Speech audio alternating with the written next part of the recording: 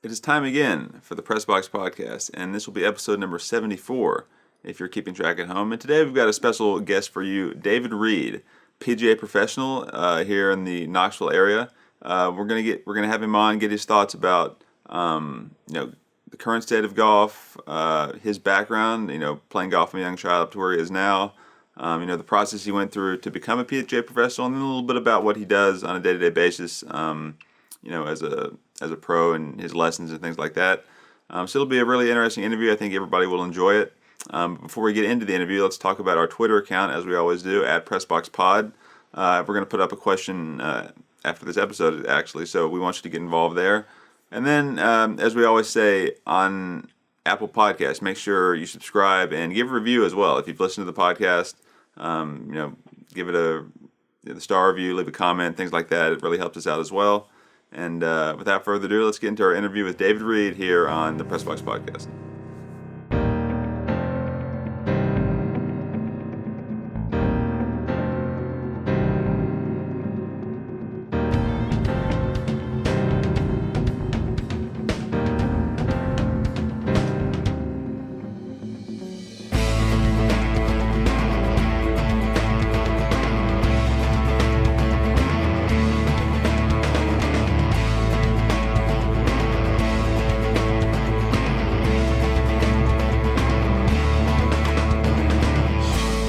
Okay, welcome back to the Pressbox Podcast. I'm your co-host, Ralph Miranda. I'm joined by my other co-host, Joseph Miranda, our producer, Nathan Miranda.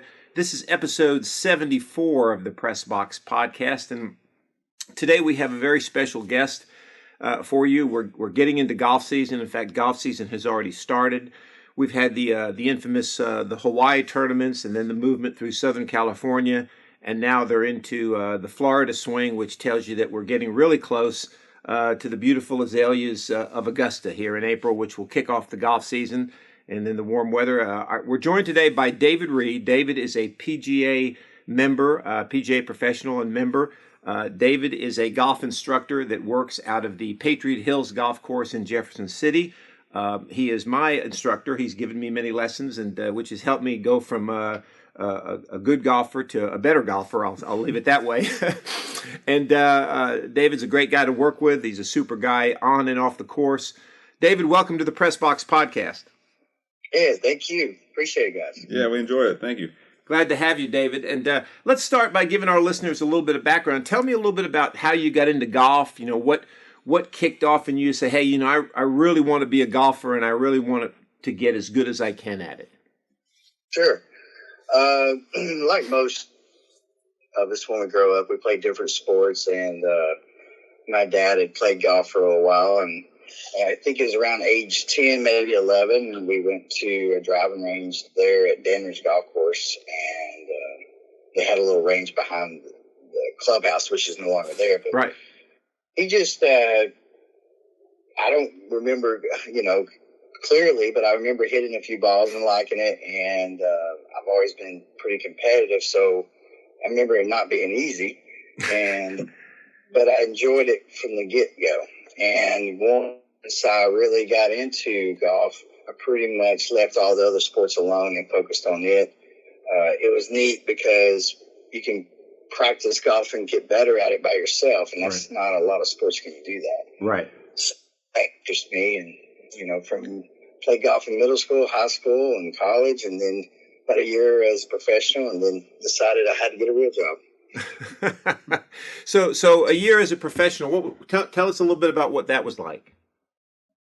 It was, since I was age 11, 12, once I started playing, that's pretty much why I went to college, just to go through and then be a PGA Tour player was always the dream. Right. But one of the things that finally I realized that it's not for me. It became a job like any other profession. Right. And mini tours are just very, very tough. I mean, really good players who have just not had their break yet. Right. But I enjoyed it. It was a great year, and it made me realize that that part of my life was going to move on now to something different. So.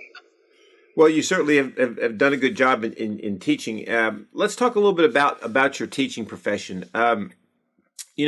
one of the things that I've had, I mean, I'm an older guy and I've had a lot of lessons over the years from different instructors.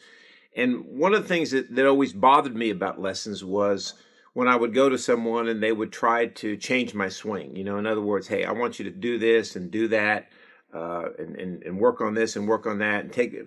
And it's hard for someone, you know, who's not a regular golf player, who's a recreational golf player, to totally change their swing because we just don't have the time to put towards that. So one of the things that I really appreciated about you is that you didn't try to do that. So talk to me a little bit about your philosophy of teaching, and when you start with a pupil that your first time, what are the thought process of how you going about try to help them?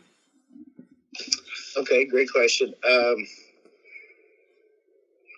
May take a second to do the whole answer, but for myself especially, I deal with beginners all the way to guys hoping to play on the PGA Tour. So that's interesting when you go from one lesson to another. I can tell you that. A lot of professional teachers now probably deal with, either a higher level golfer or maybe they deal with more of the beginner, but I have somewhere of everything. So, when I approach each lesson, beginners are easy to talk about because, most of us as teachers have a basic strategy, a game plan we have, and you're teaching the basics of grip and posture and getting the motion of the swing going. Mm-hmm. And then as you get a mid-level golfer all the way to advanced golfer, then you're like, I think the hardest part of our job is determine what part do we need to start with.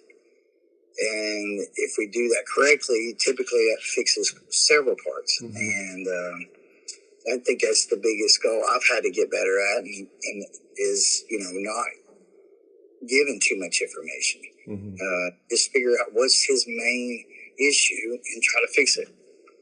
And I just not a person who likes to rebuild the swing if you don't have to. Right. Because you have a natural swing, and when you start messing with natural ability and swing, then typically it's not always a recipe of success. Right. Right. So I guess my question would be, for someone like me who plays golf, but I didn't grow up playing golf, right? So I, played other sports as a kid, really didn't pick up a club and play around till probably I was in college. So for most professional golfers probably started when they were young. Most adults that play golf very well, that shoot near par, probably started when they were very young. But I guess my question is, how good can you get at golf if you start at a later age? Right? Are you behind the eight ball, or if you're an adult out there looking to get started? What's the first step, and how much behind are you? Can you achieve your golf goals if you start later in life? I guess is the best question. Yeah, absolutely. Obviously, you can't undermine a person's coordination. I'm not going to lie. Obviously, being a coordinated person will help that process along greatly. I have seen people who, like you say, in their 30s or 40s started golf who became really, really good. Right. But it's a much tougher process because when you're growing up, if you'd have done it when you're like my age, you could have, what's the best word there? Had those natural tendencies how to swing correctly from the beginning, where when we get older, we have less flexibility and different other things. But no, it's not a problem. I think people are surprised the amount of dedication and practice you must put in to get that level of, being a scratch golfer, per se, is what I think you're asking. Yeah, exactly. And like you're talking about, it's muscle memory, right? The longer you've done it, starting as a kid, the easier it becomes for you. Yeah, I saw a gentleman go from 130 shooter because he just started to breaking par in about 3 years. Wow. That's. But he probably hit 100 to 200 balls almost daily. Yeah. That was going to be my next question: is what would it take to do that? And obviously, it takes discipline to practice and put the time into it. Obviously. Yeah, and as you know, Ralph, with your sports history, it takes sacrifice. Right. And yeah. Tell me, you mentioned the word scratch golfer, and everybody, you hear that term a lot. Like, people throw around handicaps. Well, I'm an 8 handicap, or I'm a 7, or I'm a 13, and then you have a scratch golfer. So I used to think that that the guys on the PGA Tour were scratch golfers, but that's obviously the furthest thing from the truth. So, what does it take? I mean, these guys that play on the PGA Tour, and I don't really know how to ask this question properly, but what's the difference between them and scratch golfers or tour professionals? I mean, what do they have that other people don't have? I mean, that's the only way I know how to ask it. Okay, what separates them from just normal good golfers? Is that kind of what you're saying? No, like what separates? Let's say somebody in your position. You're a PGA professional, PGA member. I mean, when you and I have lessons, I see you hit shots, and I'm thinking, wow, that's just a beautiful shot. So let's say you qualified for one of the PGA tournaments, and you were able to win it. Okay, what would separate those PGA Tour guys from you? The best way to explain it, and actually at PGA school, we talked about that. It's a comfort zone. Mm-hmm. That's part of it. Getting out there and just being comfortable with your surrounding is a lot of it. I can say this, I don't know if you quite asking this question, but typically what takes a person from a scratch golfer to a professional or below scratch, because like you said, +5 is actually below scratch. Okay. Tiger Woods is probably a +8 or something. Okay. So short game, to be honest. Right. And that's where people become good. Low scores is short game. Right. That's the one thing we typically don't practice the most, Yeah, definitely. You did mention PGA school, so I'm glad you brought that up. Talk a little bit about that process, and I know that I don't know a ton about it, but I know there's some specific requirements you have to meet to get your certification and things like that. Just talk about what made you want to go to it and kind of your experience throughout that time. Sure. So when I decided to get in the golf industry to be club pro, was my first thought. And then as I'm doing that work where you're checking people in and doing daily activities and tournaments, I just started doing some lessons and enjoyed it. And then a couple times we were about to start to go through the program to be a PGA member and just did not do it. So 15 years later, as fast forward, I decided, I thought at this time, and this happened about 5 years ago, I was a little nervous about golf because the baby boomers really created what I thought was, amazingly a lot of courses being built. And I was a little nervous about the next generation not playing as much. And I thought, wow, there may not be that many club pro jobs out there. So there could always be room for teachers. And so I decided to go back to PGA school to get PGA certified. So, that would, is there golfers right now or teachers right now that are not PGA certified that are high level? Yeah, I can name a few in this area that do well. But I thought I needed to get that certification because David Reed in Jefferson County and Hamilton County might mean something. But if I moved to Florida, it would mean nothing. But if you have that certification, you immediately have that credibility. Mm-hmm. So I went through it. And what was interesting, by waiting 15 years, I've already been doing a lot of teaching. I felt like, to learn much more than everyone in there just about was, in the early 20s. That's when you usually do it. But I believe in my case, because I had tons of experience already, I was able to digest information much more. So I don't suggest that for everybody, but for me, it worked out. Yeah. What and I know you touched on short game, and I realize that's probably the number one thing for most people, that if they were able to improve, could lower their scores dramatically. But on average, and I know this is hard to quantify, but on average, what is probably the 2 or 3 things that most weekend type golfers or recreational golfers struggle with the most, would you say? Overswinging. Okay. Yeah. Their lack of solid contact results typically in a distance that's not what they desire. meaning to or not, they typically at that point start overswinging, and then typical golfer slices the ball, and then the next biggest thing I would say is they grip it too tight. Right. So right. that'd be my things. And when you grip it too tight, obviously bad things happen. I mean, your right side can tend to take over too much and other things, correct? Well, that makes it very hard for the club face to have proper rotation for sure. Yeah, exactly. Yeah, I wanted to ask you too about the golf ball itself. All right, so obviously when you watch tournaments on TV, every other commercial is play this ball, play that ball, Bridgestone, Titleist, whatever. Yeah. So kind of a two-part question. One, if you're an amateur golfer out there, does it really matter what type of ball you play? And then two, if you are a tour professional, like what do different balls, like what advantage do they give you? Right. Talk about just a little bit of both of that. Great question. I'm going to probably expound on that just a little bit. Yeah, definitely. Fitting is finally, in my opinion, people are aware of fitting now more than ever before. TrackMan has allowed people to understand more about the numbers and what, instead of just hitting the ball and wondering if that was the right club for me, now there's data out there to decide, that's a better shot for you. That has better loft, better spin. So we're recognizing with irons and driver to get fit, but what we're probably lacking still is putting. Everyone should go through a putting fitting, and then determine what loft, what length you need, what kind of balance do you need on your putter, toe down or whatever have you. What kind of path are you making? Mm-hmm. And then what you said about the ball, I'm not expertise on this at all, so I'm not going to comment a lot on it. It's just that there's actually ball fittings out there now. In this area, I don't know if there is one. I know in Nashville there is. I'm sure in Atlanta, as far as relatively close areas by. And I think there definitely would makes a difference. Depending on the compression of the ball. Mm-hmm.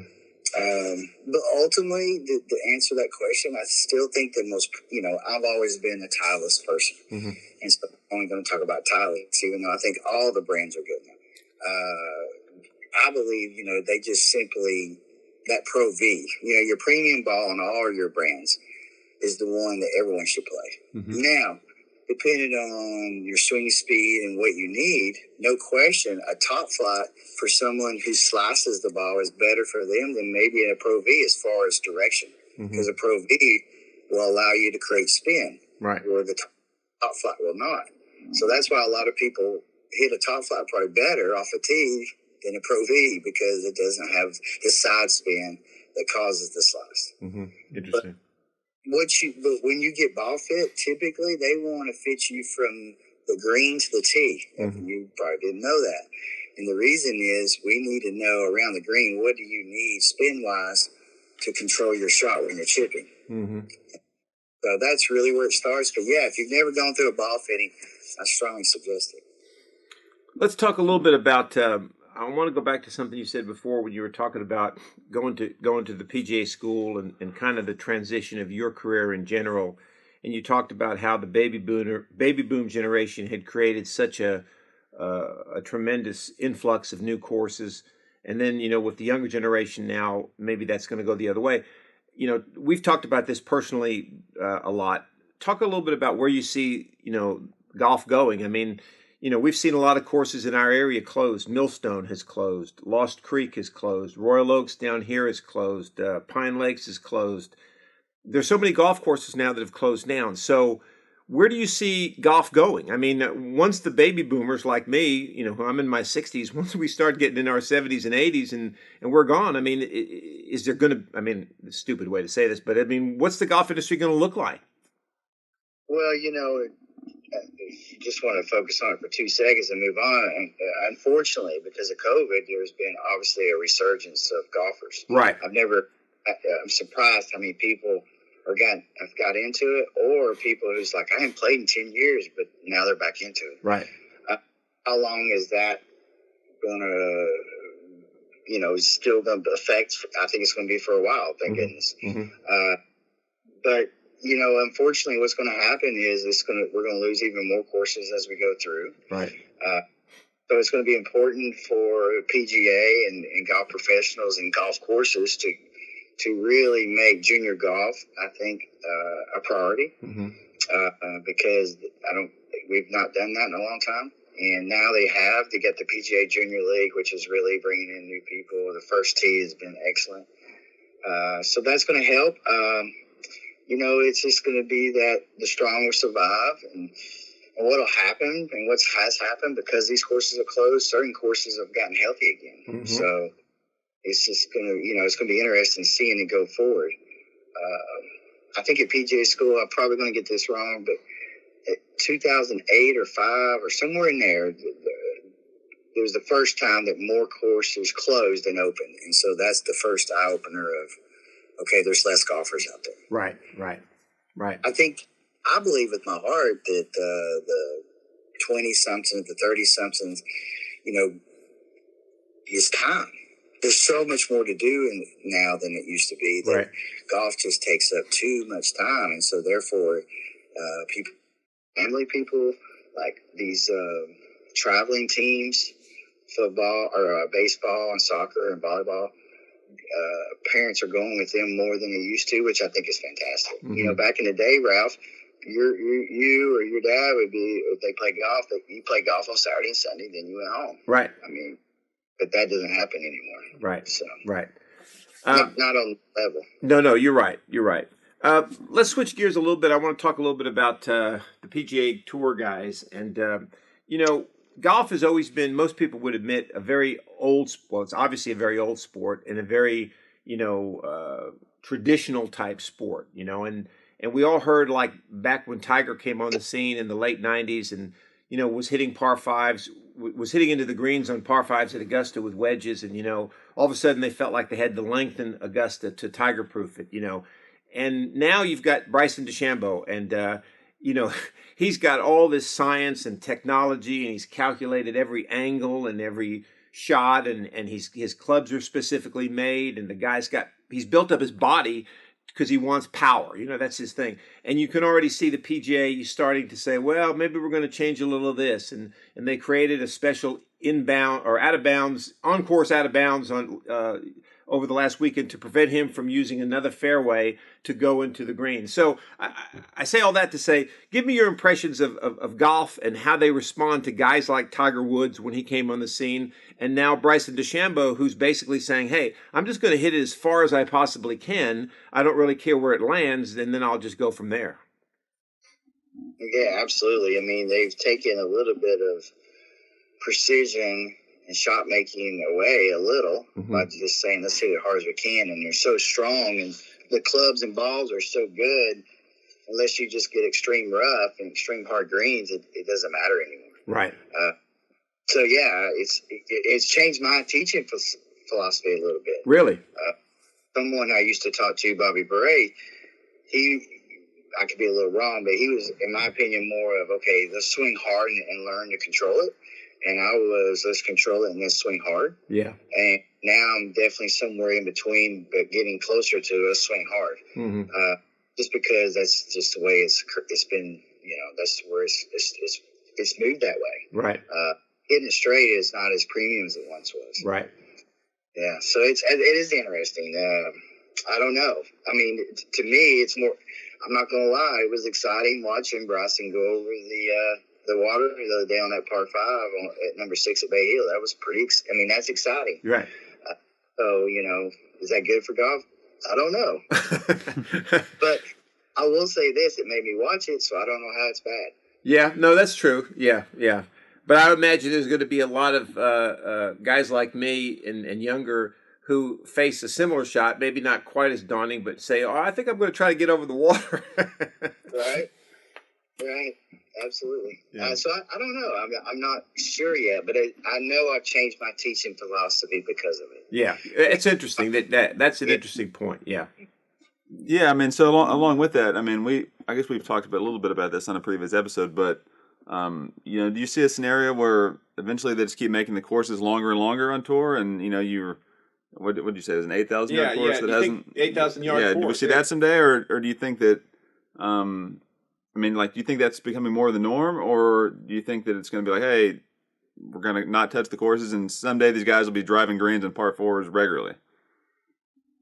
Yeah, that is a great question, because I'm not sure. There's been a lot of talk lately. I know Roy was in an interview talking about the ball and golf and in general.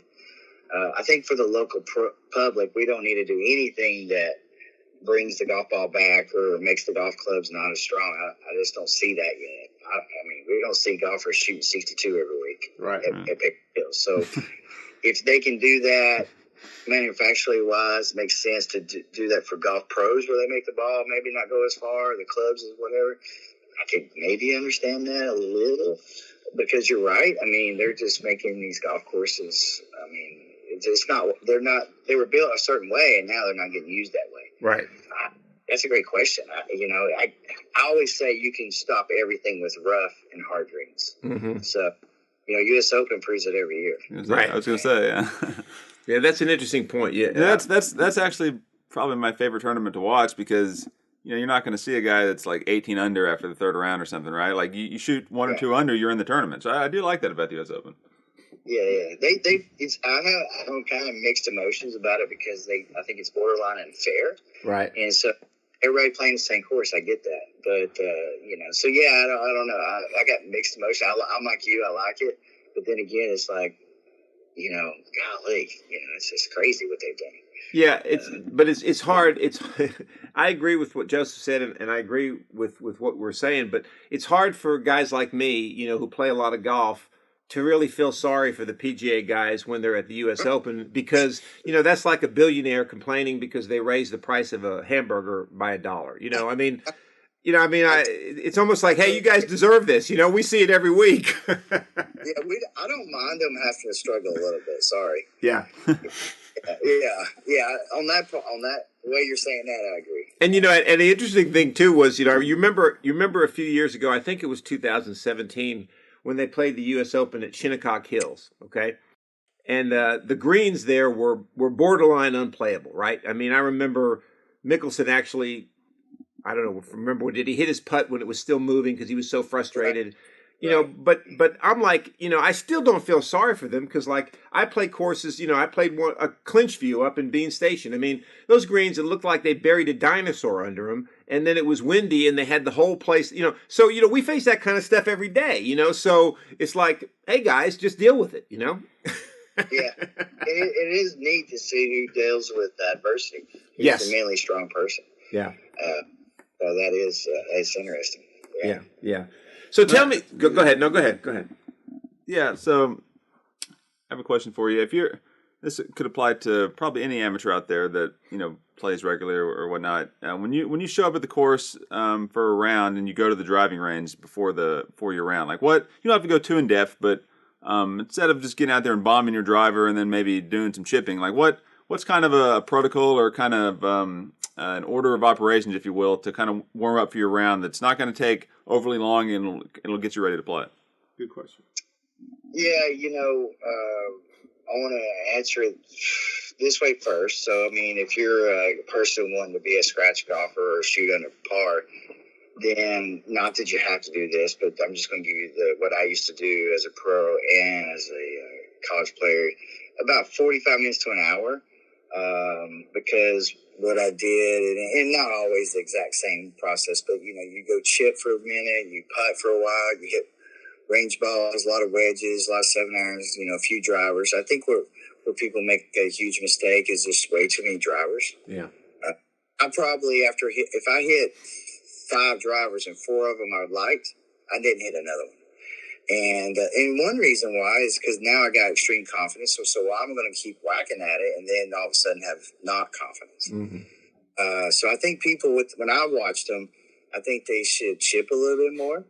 I think they should putt a little bit more and not hit so many balls. I mean, I think 20 to 35 balls. Let's talk about the normal golfer. He doesn't have an hour before, right? Right. Get a good 30 minutes. And another thing that we're not doing, and that's why there's injuries, is stretching. Right. I think fitness, people be really surprised when. I think that's another thing that doesn't get talked about. They go, they hit the 8-iron this far, and they did this, and they did that. They don't understand all the stretching and physical in the gym they do. Mm-hmm. Right. So we're sitting out there trying to bomb up a drive, and we've not done any fitness or stretching. So that's another problem we have. Yeah, yeah, that's Yeah, a good point. definitely. And no, we'll wrap up on this question. A little bit more of a fun question for you. You yourself as a golfer, what's your favorite course you've ever played, and what's maybe one or two courses that are kind of your bucket list courses that you hope to play someday anywhere in the world? Good question. Yeah, the first one's easy. I mean, I want to play, the course I think it's heaven on earth, and that's Augusta. And then Right. I want to play St. Andrews, where it all started. So Right. that's and the favorite ones I've played. Wow, that's a little tougher. You know, two of them. Let's see. One of them is definitely going to be Danner's Golf Course because that's where I started. Right. Okay. Right. Right. It'll always be one of my favorites. And then there's a course that I guess it's in Nashville. Well, a golf club in Tennessee. Yeah. It was beautiful, and every hole you couldn't see another hole. I did play the honors, but I wouldn't put that at my top. Right. It was too hard. Yeah. And I'm like, and Phil Mickelson said that. He goes, I forget which course I heard him talk about. He goes, "What?" He goes, "I'll play it because that's where the major was, but I wouldn't want to play it every day. It was too hard." So I think just because a course is hard doesn't mean it's your favorite. Right. And, so I think we all enjoy. Everybody, even pros, enjoy shooting low numbers. So. Yeah. Oh, yeah. No question about it. I mean, that's why you play, right? So. Yeah. Well, David, listen, we appreciate you taking time out of your busy schedule to join us, and I just want to tell everybody out there, David's one of my favorite people. I mean, obviously, one of the best instructor I've ever dealt with over my many years of having lessons from time to time. And if you get a chance, David's at Jefferson City at the Patriot Hills Golf Course. He's got a beautiful facility there. If you're in the area and you need some lessons, stop in their clubhouse there and ask how to get in touch with David. He'll be more than happy to work with you. David, thank you again for your time, and wish you the best of luck moving forward. Okay. Look forward to seeing you soon. Thank you, guys. All right, buddy. Take care of yourself. Bye-bye. All right, so that was an interview with PGA professional David Reed, and that was, for me anyway, pretty insightful. I know you said you've worked with him pretty regularly in the past, but I'm not around too many PGA professionals, so it's unique to talk to someone who's basically, they're a pro at golf, right? So that's what were your takeaways from the interview there? No, I mean, to be honest with you, I thought you asked the best questions. I mean, because and I'm not just saying that. I mean, like the questions about the golf ball. I mean, that's a really good question because most people have no clue. I mean, most people go pick out the Pro V1, right? That's a very popular ball. Right.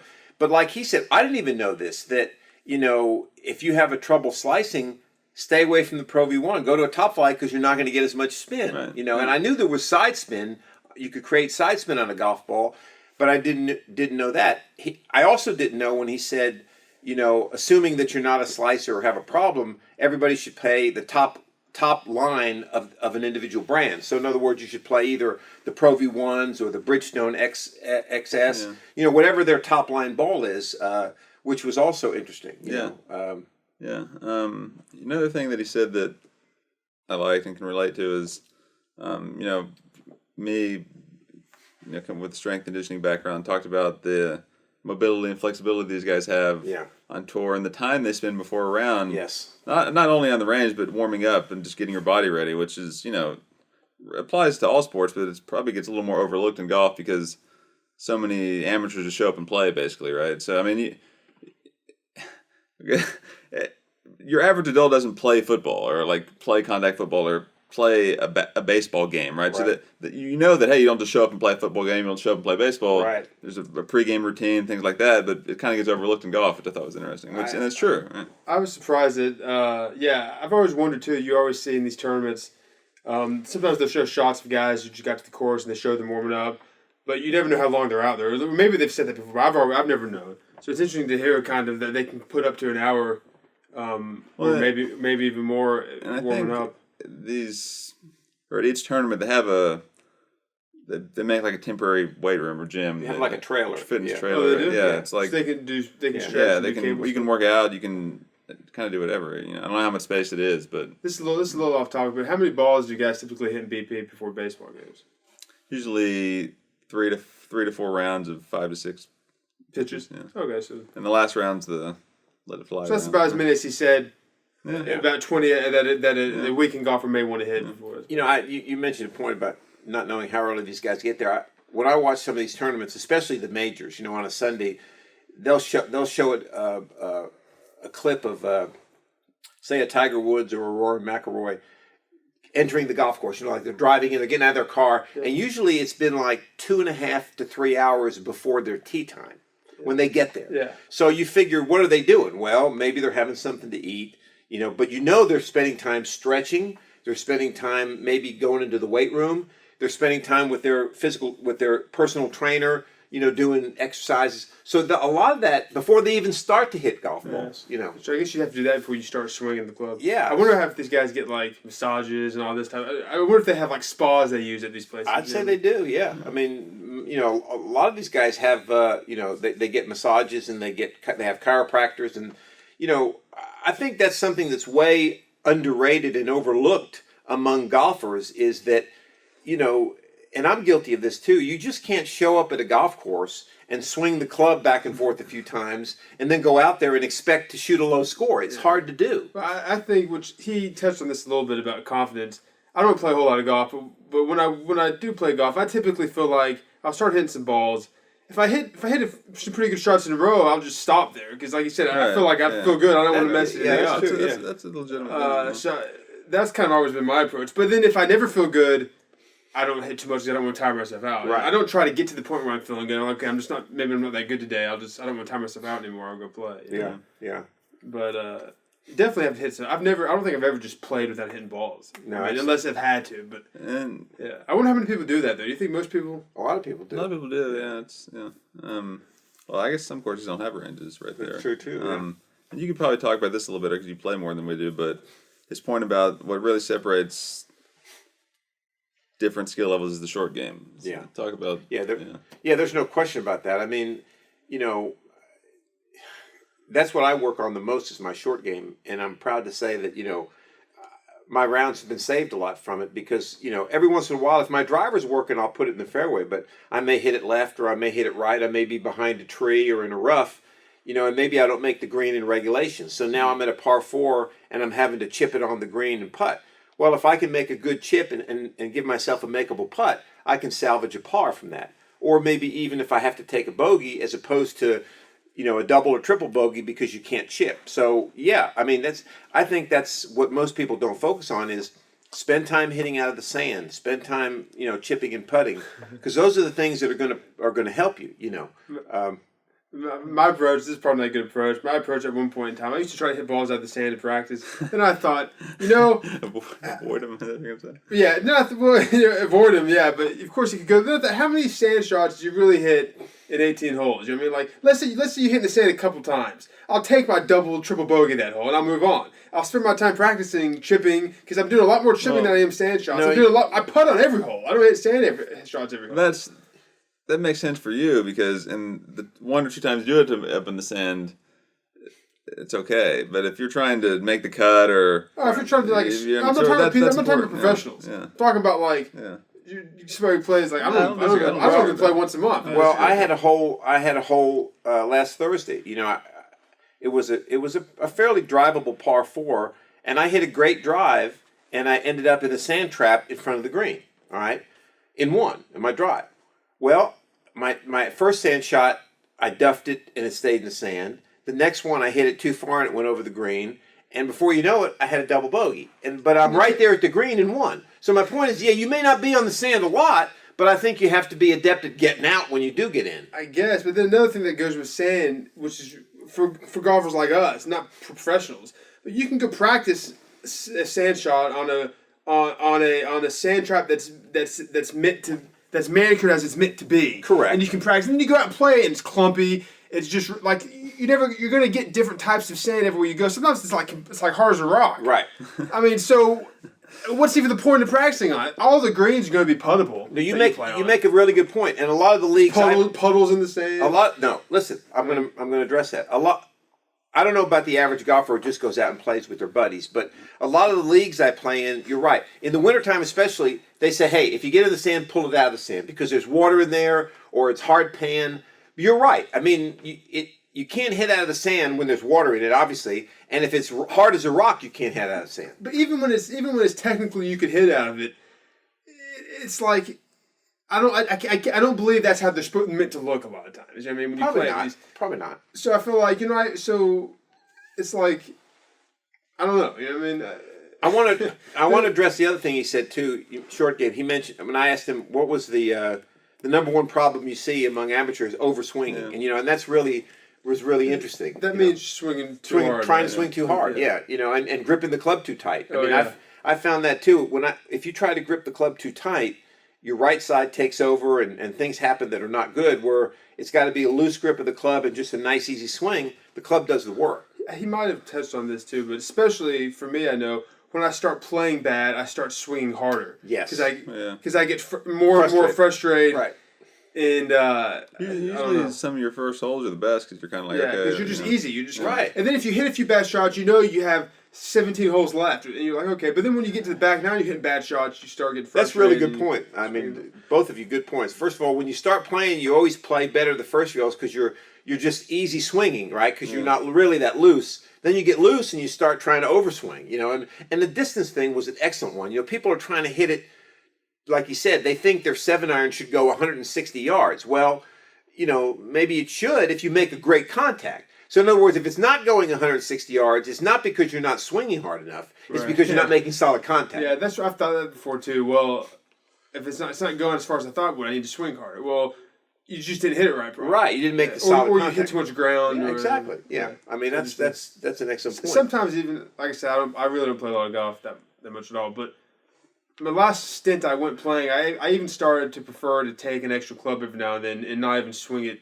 all the way back. Just because I felt I was trying to do what we're talking about. I was trying to swing a little easier, so I would take a longer club and swing a little easier. Yeah. It didn't always work out. Yeah. No, I understand. I also think it's underrated how I also think going off the tee with the 3-iron is underrated. Like people, if you're having trouble with your drive, just don't hit your driver. No, I agree with that. Yeah, I hit a 3-iron. Yeah. I mean, I've done that before. I've done that a lot of times. If he makes a good point too about drivers. I mean, like, how many times do you hit your driver? You may hit it 14 times max, right? Because you got 4 par 3s. But even some of those 14 may be short enough or trouble where you're not. So you're not hitting your driver that much. So you're right. Sometimes it's benefits to hit a 3-wood or a hybrid or a 3-iron off the tee. Yeah, that's what I'm saying. Especially if you're struggling with your driver, don't keep trying to fix it next hole. Just hit. Just exactly.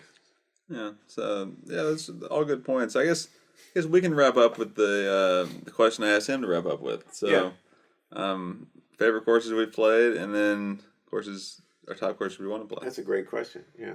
Do you want to start with the top ones? That'd be easier one to answer. That's fine. Well, I mean, he said mine. If I can only play one course, it'd be St. Andrews. For you? Yeah. I'm not, for some reason, like, Augusta's nice, but I don't really have like a desire to play Augusta. I feel like most like true golf lovers, people who really have passion, will always say Augusta. But my thing, like you said, it has a lot of like it has an aura about it, right. But it's not exactly like an area or that. I want to play one by the ocean. I think so. I'd have to. Beach. Sure. Torrey Pines always look nice. Yeah. I'd have to say though.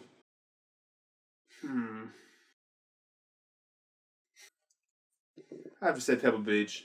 Yeah. I mean, I think I have to go with one on the ocean, and then I can't think of a course that's more beautiful that's on the ocean than Pebble Beach. Yeah. But I don't know of a lot. You probably know of a lot more courses. Right. Yeah. Some of these in Hawaii. Yeah, I was going to say. I don't know. I haven't seen a lot of ones in Hawaii. Yeah. But I bet there's some really awesome ones. Oh, there are.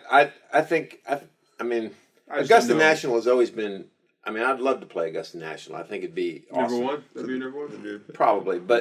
But to mention that there's the course they play the Tournament of Champions, the first tournament of the new year in professional golf on the Kaanapali Coast in Maui. I mean, that's probably one of the most beautiful courses I've ever seen. I'm willing to bet if I actually knew of Hawaiian courses, I would pick one of those probably. Yeah. But right now, I'd have to say Pebble Beach. Yeah. And St. Andrews, that's obviously. St. Andrews, again, it's the aura about it, but I don't like links golf. There's like, it's too flat. I like what he said. He said he played some course where you couldn't see any other hole, every hole. Yeah. Which I like the concept of that, where you can't see other holes, it's just that hole. That's cool, Yeah.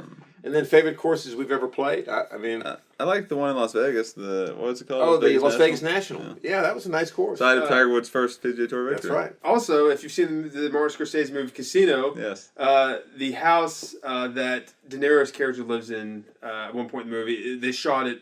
The house is on that course. Yeah. They shot scenes of that course. Yeah. I think it's. I don't know if he lived. I don't know if it's throughout the whole movie or just the end of the movie, but yeah, it's interesting. Yeah, so that's probably my Yeah. Okay. Las Vegas National was really nice. I played another one in Las Vegas. I forget the name of it off the top of my head, but it was nice too. But I think that the courses at Disney World were some of my favorites to play too. I mean, there was just enough water and trees, but it was fair and I mean, I thought that was one of the nicest courses. You know. Okay. I haven't played a lot of beautiful courses. Yeah. I have to think pretty hard about that one. How about I'm that course thinking- we played at in Palm Beach. Palm Desert, Palm Desert. or Palm Springs. Palm Springs, California? That was a pretty nice nice course. That was a nice course. Yeah. That was pretty nice. We're just telling you your answers. Oh, yeah. We're telling you what to say. Well, I forgot about that one. That's probably the nicest one I've played like on paper. If you just looked at all the courses I played, that's probably the one that looks the nicest. What could be your favorite? It doesn't have to be the nicest. Oh no, I'm trying to think. You know what? Well, this is not my favorite because I'll tell you why. But Rarity Point, is it? Yeah, yeah. Is it still called that? The one that looks like Arizona? Yeah. Now it's called Wind River. Okay, I like that a lot. It was a little too hilly. Yes, it was. A little too hilly Yeah. to be my favorite. Yeah, I guess I'd have to go with the one in Palm Springs. Palm Nathan Springs. doesn't like too flabby. Doesn't like too hilly either. No. No, the Palm Springs one was nice because it was very green. I remember. That was. is important. That's Yeah, it was nice. very Good green. look. It's in a desert, so you would think it might, but it's very green. Right. It had the nice hills or mountains in the background, and kind of nice. A lot of it is just like a lot of it I think that leaves an impression in you, especially if you've only played one once, is the whole experience when you played it. Like we kind of teed off earlier in the morning, had that nice morning feel. It was nice and cool, not too hot, not too cold. Right. It didn't get too hot by the time we were done. All that type of stuff. You know, if we were to play that in the afternoon, it was scorching hot in the summer. I might not have liked it as much. And then we had lunch. Remember, we had lunch right in that place afterwards. So all that experience had a nice clubhouse. Yeah, That was I my think that's favorite. part of the golf experience. With some of these nice courses is to be able to enjoy the like get there, hit a little bit, maybe go sit in the clubhouse and have a Coke or something like that, and then after the round, sit down and have lunch. Relax a little bit, enjoy the whole thing. What was the name of that? I knew you were going to ask me. I forgot now. I forgot the name. Oh, I know. No, I can't say the actual holes on this course I didn't particularly like, but I liked the location, the one next to the Rose Bowl. Yeah. Oh yeah, I was going to say the. I forget all these names. We're gonna have to look this up. Hold on a second. I get emails from them all the time, but I can't remember. Which the name. kind of called it the Rose Bowl course, I guess. Pasadena Country Club? No, Pasadena Country Club. Brookside Golf. Brookside Golf Club. That was it. Yeah. Great location, but then once you get kind of in the back nine, you don't even realize you're next to the Rose Bowl. And the course itself was nice, but I didn't particularly love any of the holes that much. How about that little course in Alhambra that we played? The one where you went through the first 8 holes. I was like par golf. Yeah, no, I think I was like +1 or 2 on the front nine. And I think you were even better than that. Was that really? I think so. I remember that day. Yeah. I shot like it in the You shot low like 80s. You shot like at 80. I lost some in the back Yeah, you nine. did lose some in the back nine, but you still had a good It round. was so short. Remember? It was a very short course. Yeah, I remember that. It was. What's that just called Alhambra? Alhambra Golf Club. Yeah. That was nice. It was a very nice course. It's not one of my top. No, it's not. But I mean, it was a nice little course, that we played at. Well, maybe we'll put a question out on Twitter. Tell us your favorite golf course. Yeah. So that's because that's always interesting. There's a lot out there that I'm sure we don't know about, or that we obviously don't know about, that other people like. So I got to find some Palm Springs. If we're naming courses, we got. And I think another good question would be the other one is, if you could only play one golf course, or not if you could only play, but before you die, what would be the one course that you definitely want to play? If you got you're granted one course you could play at. What would it be? Anywhere you want, any course in the world, what would it be? Right. All right. Which ones did we play in Palm Springs? Which one is the Indian Canyons? No. Taqueets Creek? No. Escena? No. O'Donnell? Desert Dunes? Mesquite? Mesquite was it. Was it Mesquite? Yeah, we played Mesquite. Mesquite Golf and Country Club. That's it. That was it. Best one I played. Okay. Best one I played. That was it. Yeah. Mesquite Golf and Country Club. Positive about that. Huh? You positive about that? Pretty positive about that. Yeah, because I get emails from them. Okay. All right, You so don't think that was it? I don't know. I'm trying to look. It doesn't matter. It's in Palm Springs. so we hope you enjoyed I think that was it. the interview with David Reed, and like we said, hopefully we'll have more guests on here in the near future. From different sports backgrounds. We've had Stan Cameron, obviously baseball, golf. We had a lot of football guys on, so it's always good to hear from different sports perspectives. Yeah, it was a good time. We enjoyed the podcast. We enjoyed talking to David, and we'll join you next time on the Press Box Podcast. Take care.